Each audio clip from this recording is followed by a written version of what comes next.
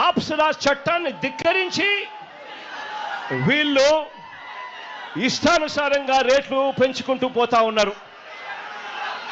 ఆశ్చర్యం ఏమిటి అనంటే, ఒకవైపున రేటు చూస్తే 4 నెలలు తిరక్క మునిపే ఏకంగా కేజీకి 14 రూపాయల నుంచి 16 రూపాయలు ఆక్వా రేట్లు ఫీడ్ రేట్లు పెంచారు. పెంచి తూతూ మంత్రంగా చంద్రబాబు గారు చెప్పారు అనంటూ 2 రూపాయలు తగ్గించారు. నేను అడుగుతా ఉన్నాను, కేజీకి పెంచింది 4 నెలలు తిరక్క మునిపే 14 రూపాయల నుంచి 16 రూపాయలు పెంచింది ఎక్కడ? తగ్గించింది కేవలం ముష్టేసినట్టు 2 రూపాయలు తగ్గించడం అంటే ఏమిటి అని అడుగుతా ఉన్నా. ఇది ఎలా ఉంది అనంటే, చంద్రబాబు నాయుడు గారి భాషలో చెప్పాలి అంటే 100 కొరడాల దెబ్బలు కాదు 98 కొరడాలే అని చెప్పినట్టుగా ఉంది చంద్రబాబు నాయుడు గారి భాషలో. నేను అడుగుతా ఉన్నాను, ఈరోజు ఆక్వా పంటలో ఫీడ్ ఖర్చు 60% కేవలం ఫీడ్ ఖర్చే ఈరోజు ఆక్వా పంటలో అవుతుంది. అలాంటిది ఇష్టానుసారంగా ఫీడ్ రేట్లు పెంచుకుంటూ పోతే రైతాంగం ఎలా బ్రతుకుతుంది అని చెప్పి నేను చంద్రబాబు నాయుడు గారి ప్రభుత్వాన్ని గట్టిగా నిలదీస్తూ అడుగుతా ఉన్నా.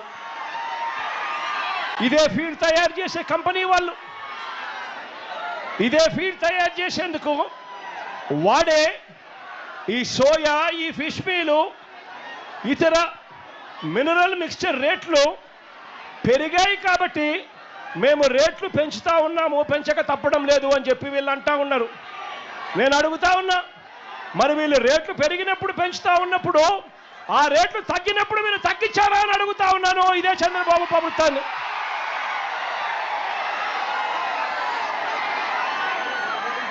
రేట్లు పెంచడానికి ఒక హేతుబద్ధత అనేది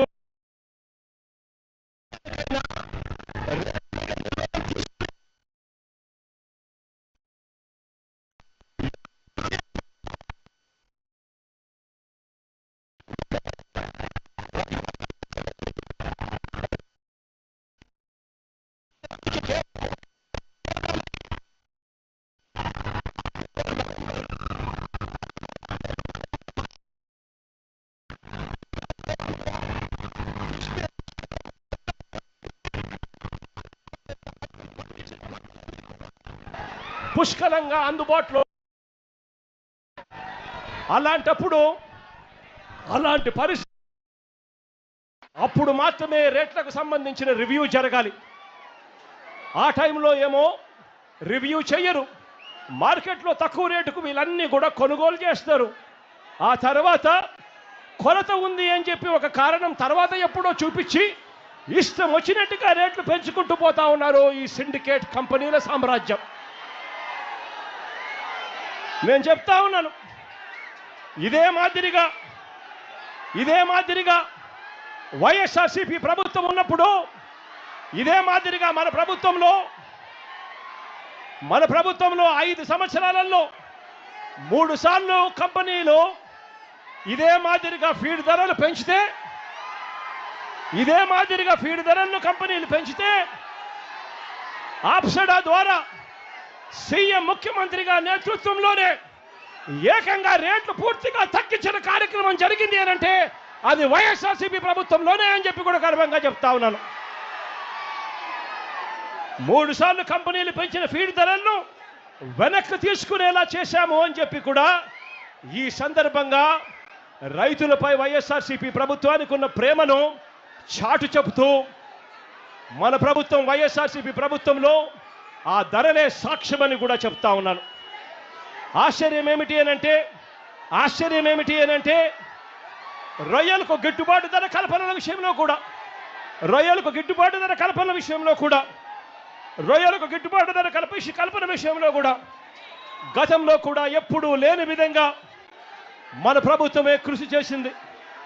ప్రతి 15 రోజులకు ఒకసారి అంతర్జాతీయ మార్కెట్లో రొయ్యల రేట్లను ప్రతి 15 రోజులకు ఒకసారి సమీక్షిస్తూ ప్రతి రైతుకు ప్రభుత్వం నిర్దేశించిన మద్దతు ధర తగ్గకుండా ఆ 5 సంవత్సరాలలో రైతాంగానికి తోడుగా ఉన్న పరిస్థితులు ఒక్క వైఎస్ఆర్సీపీ ప్రభుత్వ హయాంలోనే వచ్చాయి. కరోనా లాంటి కష్ట సమయంలో కూడా రైతులకు అండగా నిలబడి మినిమం సపోర్ట్ ప్రైస్ 230 రూపాయలకు ఎట్టి పరిస్థితుల్లోనూ 100 కౌంట్లు తగ్గకూడదు అని చెప్పి ఏకంగా చట్టం చేసి మరి రైతన్నలకు అండగా నిలిచిన పరిస్థితి ఒక్క మన ప్రభుత్వంలోనే జరిగిందని కూడా నేను చెప్తా ఉన్నా. ఈరోజు రైతాంగం పరిస్థితి ఏమిటి అని అంటే, ఈరోజు రైతాంగం ఉత్పత్తి ఖర్చు చూస్తే 275 రూపాయలు కేజీకి పెరిగిన పరిస్థితులు. ఇష్టం వచ్చినట్లుగా ఫీడ్ రేట్లు పెరుగుతూ ఉన్నాయి, ఇష్టం వచ్చినట్టుగా సీడ్ రేట్లు పెరుగుతూ ఉన్నాయి. కానీ పంట కొనుగోలు రేటుకు వచ్చేసరికి పంట కొనుగోలు రేటు ఈ రోజుకి కూడా కేజీ 230 రూపాయలు దాటని పరిస్థితి ఈ రోజు కూడా కనిపిస్తూ ఉన్నాయి. నేను అడుగుతా ఉన్నాను, ఒకవైపునేమో రేట్లు పెరుగుతూ ఉన్నాయి, ఉత్పత్తికి అయ్యే ఖర్చు రేట్లు. మరోవైపు చూస్తే పంట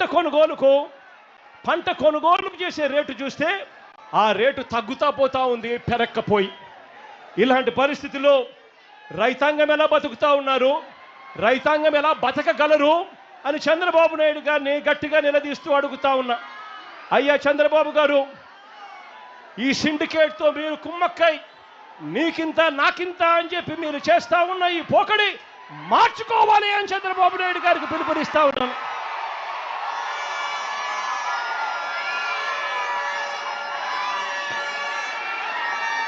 ఆక్వా రంగంలో ఉన్న రైతాంగం సంక్షోభం అన్నది ఎప్పుడూ ఆ రైతాంగానికి అండగా నిలబడిన అడుగులు ఎప్పుడు పడ్డాయి అంటే వైఎస్ఆర్సీపీ ప్రభుత్వ హయాంలోనే. అంతవరకు ఎప్పుడు చూడని విధంగా, గతంలో ఎప్పుడు జరగని విధంగా ₹1.5కే కరెంట్ ఇచ్చిన ప్రభుత్వం ఏదైనా ఉంది అనంటే అది వైఎస్ఆర్సీపీ ప్రభుత్వమే అని చెప్పి కూడా గర్వంగా నేను చెప్పగలుగుతా. ఏకంగా వైఎస్ఆర్సీపీ ప్రభుత్వ హయాంలో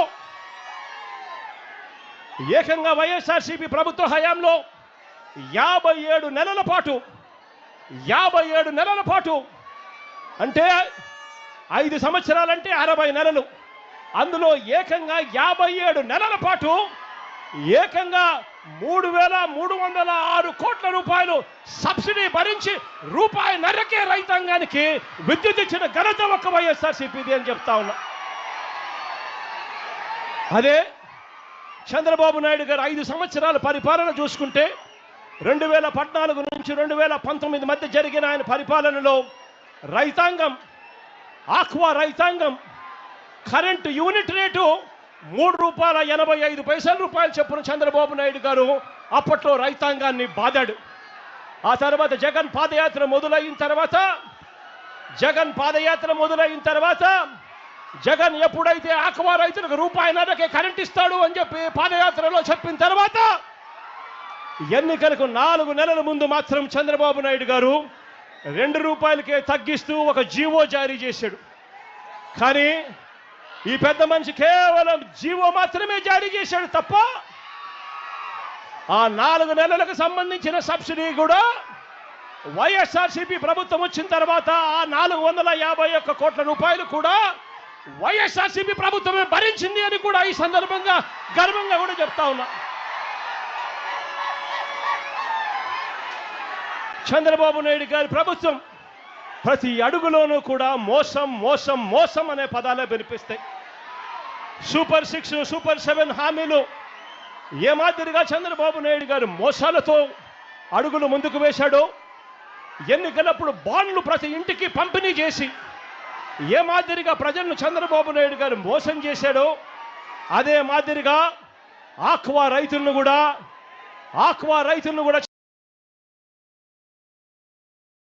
చంద్రబాబు నాయుడు గారు ఇదే మాదిరిగానే మోసం చేస్తూ వచ్చాడు.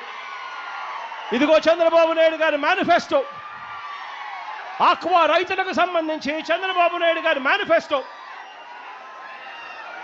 ఆక్వా రైతులకు సంబంధించి చంద్రబాబు నాయుడు గారి మేనిఫెస్టో. చంద్రబాబు నాయుడు గారు చెప్పాడు, అవసరమైన జిల్లాలలో 5,000 టన్నుల కోల్డ్ స్టోరేజ్ అన్నాడు.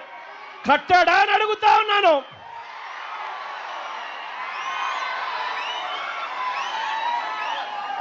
జోన్తో సంబంధం లేకుండా జోన్ వెలుపల ఉన్న చెరువులకు కరెంట్ సబ్సిడీ ఇస్తానని హామీ ఇచ్చాడు.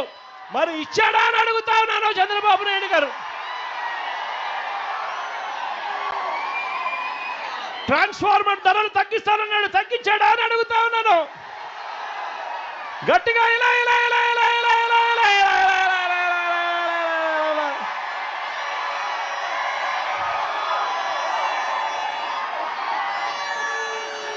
ఏరియేటర్లకు సబ్సిడీ ఇస్తానన్నాడు, ఇచ్చాడా అని అడుగుతా ఉన్నాను. ఇలా ఇలా ఇలా ఇలా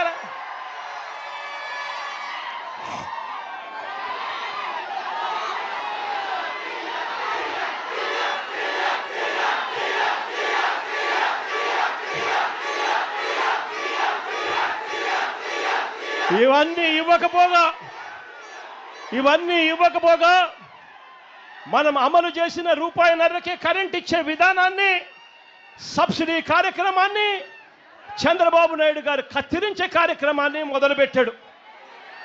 కొత్తగా ఇప్పుడే జీవో ఇచ్చాడు ఈ మధ్య కాలంలోనే.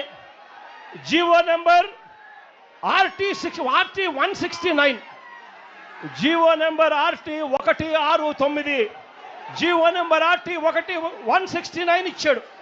దీని ప్రకారం పవర్ ఫ్యాక్టర్ 0.90 నుంచి 0.95 నుంచి 0.95 మధ్య రైతులు మెయింటైన్ చేయాలని చెప్పి చంద్రబాబు నాయుడు గారు రూల్ పెట్టాడు.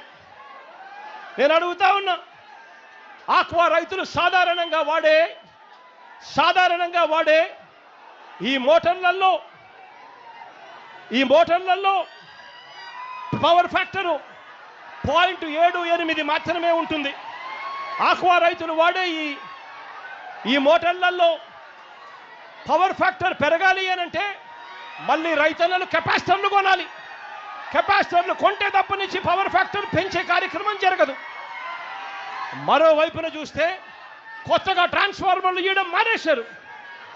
కొత్తగా ట్రాన్స్ఫార్మర్లు ఇచ్చే కార్యక్రమానికి మానేసి చంద్రబాబు నాయుడు గారు ఇంకా దారుణంగా ఏం చేస్తా ఉన్నాడు అనంటే, కొత్తగా కెపాసిటర్ల సంగతి దేవుడెరుగు, కొత్తగా కనెక్షన్లు ఇచ్చే వాటికి ఏకంగా పెండింగ్లో ఉన్నవెంతో తెలుసా? ఏకంగా 12,000 కనెక్షన్లు ఈరోజు పెండింగ్లో ఉన్నాయి. కొత్తగా కనెక్షన్లు ఇవ్వడం లేదు, ట్రాన్స్ఫార్మర్లు ఇవ్వడం లేదు. పవర్ ఫ్యాక్టర్ పేరుతో చంద్రబాబు నాయుడు గారు ఆక్వా రైతులను అన్యాయం చేస్తా ఉన్నాడు. మరోవైపున ఇదే చంద్రబాబు నాయుడు గారు ఏం చేస్తా ఉన్నాడు అనంటే, ఇదే చంద్రబాబు నాయుడు గారు కోతల మీద కోతలు వేస్తా ఉన్నాడు. ట్రాన్స్ఫార్మర్లకు ఇచ్చేది ఇది 3 ఫేజ్ కరెంట్ కాకుండా కేవలం సింగిల్ ఫేజ్ కరెంట్ ఇచ్చి కోతల మీద కోతలు వేస్తూ రైతాంగం అల్లాడట్టుగా చేస్తా ఉన్నాడు చంద్రబాబు నాయుడు గారు. ఈరోజు రైతాంగం జనరేటర్లు పెట్టుకొని ఈరోజు ఆక్వా సాగు చేయాల్సిన పరిస్థితిలో ఈరోజు రైతాంగం ఉంది. నేను అడుగుతా ఉన్నాను, జనరేటర్లకు పెట్టుకొని ఆక్వా రైతులు సాగు చేయాలి అంటే ఇది సాధ్యమయ్యేదా అని అడుగుతా ఉన్నాను. 2 చేతులు పైకెత్తి ఇలా ఇలా ఇలా ఇలా ఇలా ఇలా ఇలా ఇలా ఇలా ఇలా ఇలా ఇలా ఇలా ఇలా ఇలా.